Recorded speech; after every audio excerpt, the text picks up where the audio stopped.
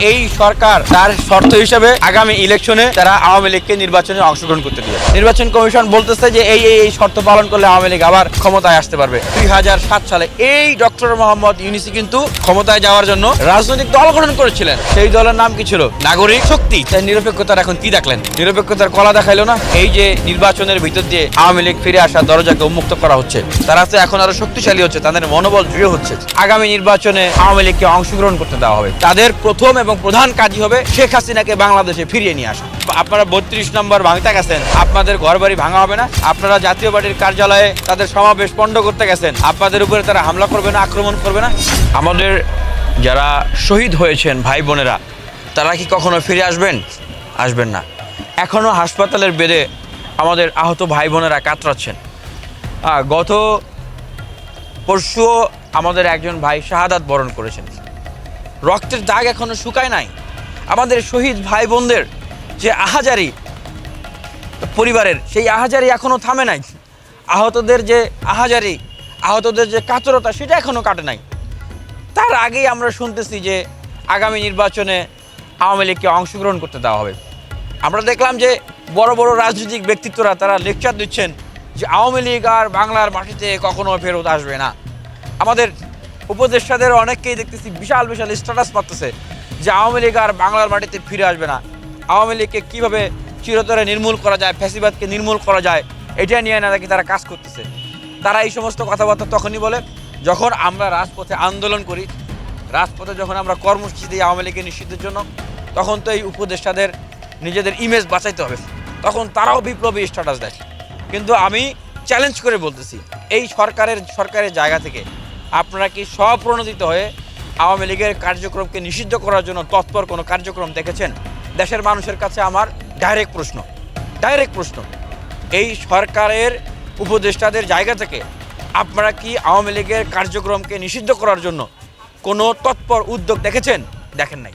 এবং এই যে আগামী নির্বাচনে আজকে আমাদের মাননীয় প্রধান উপদেষ্টা যে কথাটা বললেন যে আওয়ামী লীগ আগামী নির্বাচনে আসবে কিনা, এই সিদ্ধান্ত নাকি আওয়ামী লীগের, এই সিদ্ধান্ত উনার না। এবং বললেন এটা নির্বাচন কমিশন দেখবে। নির্বাচন কমিশন কি দেখবে সেটা তো আমরা দেখলামই। নির্বাচন কমিশন বলতেছে যে এই শর্ত পালন করলে আওয়ামী লীগ আবার ক্ষমতায় আসতে পারবে, নির্বাচনে আসতে পারবে।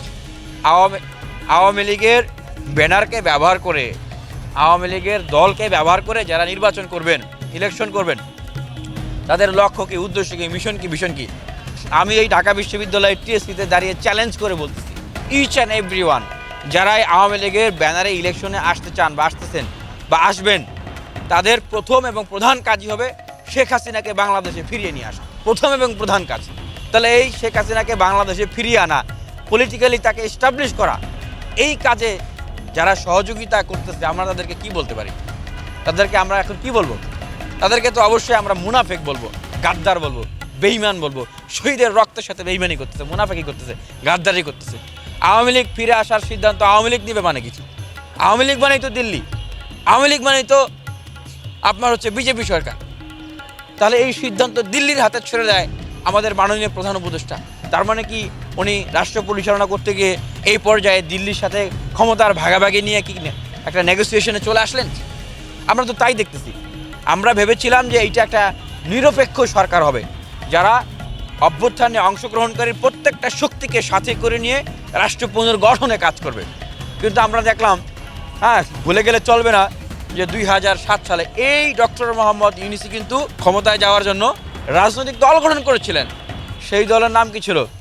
নাগরিক শক্তি। তো ওনার ভিতরে যে ক্ষমতার কোনো মোহ নাই, ওনার ভিতরে যে দীর্ঘমেয়াদে রাষ্ট্র ক্ষমতায় থাকার কোনো অভিলাষ নাই, এটা আপনি কিভাবে বুঝবেন?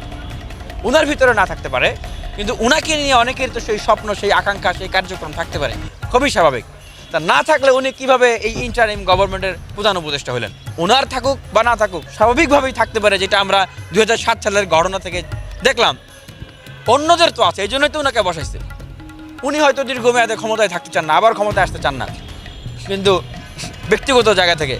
কিন্তু অন্যদের ইন্টারেস্টের জায়গা থেকে যেভাবে উনি ক্ষমতায় আসেন, অন্যদের ইন্টারেস্টের জায়গা থেকে তো উনি দীর্ঘমেয়াদে ক্ষমতায় থাকতে চাইতেই পারেন। মানুষ এখন তো আমরা ওনাকে তো নিরপেক্ষভাবে সেখানে আর বিবেচনা করতে পারি না, সেটাই বলতেছি। কারণ ওনারা প্রথম দিকে যেভাবে নিরপেক্ষতার কথা বলেছেন, যে বৈষম্যবিরোধী প্ল্যাটফর্মটাকে নিরপেক্ষ করতে হবে, সব রাজনৈতিক দলের ছাত্র সংগঠনে যারা এতদিন নেতৃত্ব দিচ্ছে তাদেরকে বের করে দাও। সংস্কার কমিশনে যেই ছাত্রদেরকে দেওয়া হয়েছে, বলা হয়েছে যে সংস্কার কমিশনকে নিরপেক্ষ রাখতে হবে, সুতরাং এখানে কোনো রাজনৈতিক দলের কাউকে রাখা যাবে না। উপদেষ্টা পরিষদকে নিরপেক্ষ রাখতে হবে, সুতরাং এখানে রাজনৈতিক কাউকে রাখা যাবে না। এগুলো বলে বলে নাগরিক কমিটিকে নিরপেক্ষ রাখতে হবে, এখানে কোনো রাজনৈতিক দলের কাউকে রাখা যাবে না। তাই নিরপেক্ষতার এখন কি দেখলেন? নিরপেক্ষতার কলা দেখাইলো না। এখন দেখতেছেন যে এই কথা বলে বলে ওনারা নিজেদের রাজনৈতিক দল গঠন করলেন। বাংলাদেশের ইতিহাসে নিরপেক্ষতার কথা বলে সবচেয়ে বড় মায়াস্ট কাজ যেই গভর্নমেন্ট করেছে তারা হচ্ছে এই ইন্টারিম গভর্নমেন্ট। বিগত সময়ে যতগুলো তত্ত্বাবধায়ক সরকার এসেছে তাদের কিন্তু একটা কমিটমেন্টের জায়গা ছিল। তারা পিরিয়ড চলাকালীনই কিন্তু কোনো রাজনৈতিক দল গঠন করেন নাই। তাদের পিরিয়ড শেষ হওয়ার সাথে সাথে কিন্তু কোনো রাজনৈতিক কর্মচক্রম নির্বাচন বা দলে যায় কিন্তু ঢোকেন নাই। কিন্তু এই সরকার নিরপেক্ষতার গান গেয়ে দলে থাকা অবস্থায় রাজনৈতিক দল তৈরি করলো, এবং এই রাজনৈতিক দল দিয়েই এই সরকারের আন্ডারেই নাকি তারা আবার ইলেকশনে যাবে, এই সরকারই নাকি আবার সংস্কার করবে। আমি একটা প্রশ্ন রাখতেছি, দেখেন আমাদের এত সব সংস্কার, এত সব যে পরিবর্তন, সব কিছুর উদ্দেশ্য কি? ক্ষমতা কাঠামোর ভারসাম্য, একটা নিরপেক্ষ সরকার ব্যবস্থা কাঠামো, তাই তো নাকি? তাই না? তাহলে সেটাই যদি হয়, তাহলে যেই সরকার নিজেরা ক্ষমতায় থেকে একটা রাজনৈতিক দল তৈরি করেছে, যেই সরকার নিজেরা ক্ষমতায় আছে এবং তাদের তৈরি রাজনৈতিক দলকে নিয়ে তারা নির্বাচনে অংশগ্রহণ করে, এক গ্রুপ ক্ষমতায় আর এক গ্রুপ নির্বাচনে, তাহলে তারা কি নিরপেক্ষ?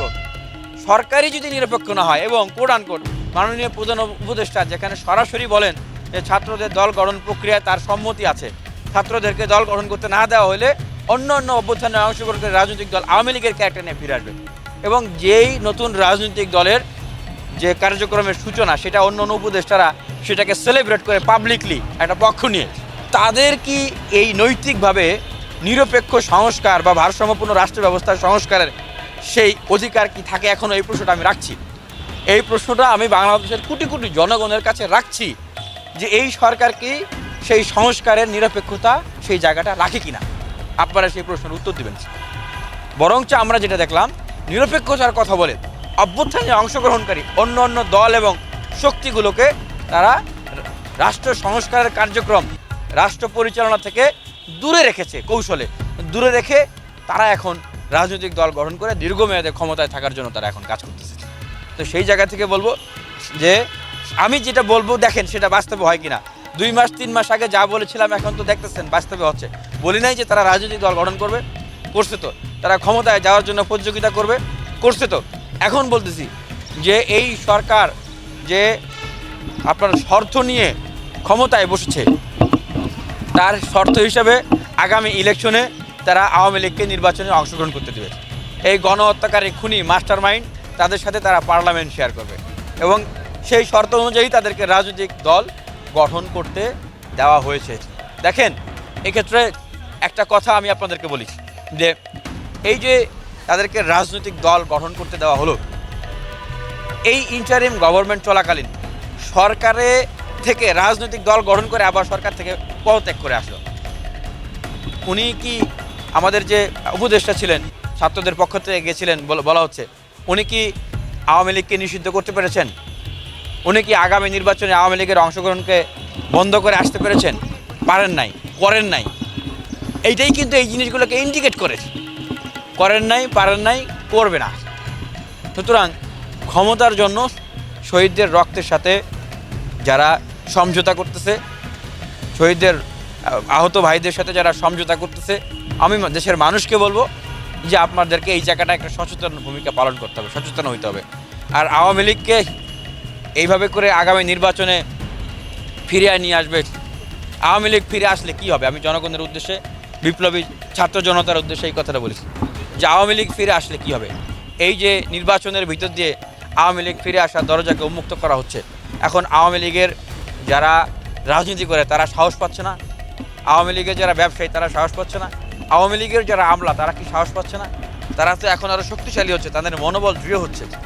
কি হবে দেখেন, এই যে একটা ক্যাওয়াস সিচুয়েশন, ডিসঅর্ডার, পলিটিক্যাল অস্থিরতা সৃষ্টি হলে যদি সিচুয়েশনকে ট্যাকেল না দেওয়া যায়, তাহলে এই গভর্নমেন্টে যারা আছেন এখন তারা কিন্তু শু করে ফ্লাই করে কিন্তু বিদেশে চলে যাবে এবং অন্যরা কিন্তু তাদের নিরাপদ আশ্রয়স্থল তৈরি করে ফেলেছে। রাজনৈতিক দল তারা সেখানে অলরেডি আশ্রয় নিয়ে ফেলেছে, সেখানে আশ্রয় নিবেছে, রাজনৈতিক সমঝোতা।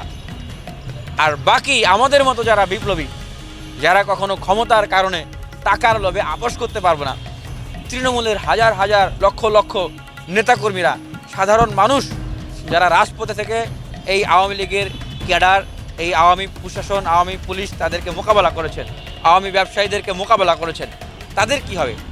আপনারা ব্যক্তিগত রোষানলে পড়বেন না, ব্যক্তিগত ক্ষোভের জায়গায় পড়বেন না, আপনারা থাকতে পারবেন নিরাপদে। আওয়ামী লীগের লোকজন আপনাদের পিঠের ছাল তুলে ফেলবে না। আপনারা 32 নম্বর ভাঙতে গেছেন, আপনাদের ঘরবাড়ি ভাঙা হবে না। আপনারা জাতীয় পার্টির কার্যালয়ে আপনারা তাদের সমাবেশ পণ্ড করতে গেছেন, আপনাদের উপরে তারা হামলা করবে না, আক্রমণ করবে না, থামবে না।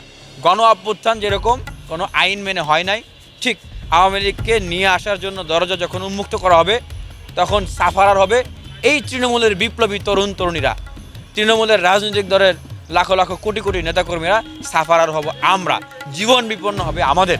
কিন্তু ক্ষমতার নেগোসিয়েশন যারা করে ফেলেছে তাদের কিন্তু কিচ্ছু হবে না। তাদেরকে দেখবেন পার্লামেন্টে গিয়ে বসে আসতে, কেউ হয়তো বিদেশে চলে গেছে, কেউ হয়তো আওয়ামী লীগের সাথে বসে বসে দেখবেন যে ক্ষমতার ভাগাভাগি করতেছে, ব্যবসার ভাগাভাগি করতেছে, অর্থনীতির ভাগাভাগি করতেছে, পোর্ট ভাগ করে নিতেছে, বন্দর ভাগ করে নিচ্ছে, সংসদের আসন ভাগ করে নিচ্ছে, বিশ্ববিদ্যালয়ে ভাগ করে নিচ্ছে, হল ভাগ করে নিচ্ছে, এই ধরনের কার্যক্রম করবে। সুতরাং অভ্যুত্থানে অংশগ্রহণকারী বিপ্লবী ছাত্র জনতাকে এই জায়গায় আমি বলবো যে যারাই আওয়ামী লীগের পুনর্বাসনের জন্য কাজ করবে তারা যত বড় মুখোশ পরেই থাকুক না কেন, বিপ্লবের মুখোশ, মানদণ্ড একটাই, যারাই আওয়ামী লীগের পুনর্বাসনের কথা বলবে আপনারা তাদের সঙ্গ ত্যাগ করবেন এবং তাদের বিরোধিতা করবেন। আর সরকার যদি এই পথেই হাঁটে, আমরা বলবো যে আমরা এতদিন এই সরকারকে সমর্থন দিয়ে এসেছি, তাহলে এই সরকারের প্রতি আমাদের কিন্তু আর সমর্থন থাকবে না এবং জনগণের কিন্তু এই সরকারের প্রতি আর সমর্থন থাকবে না।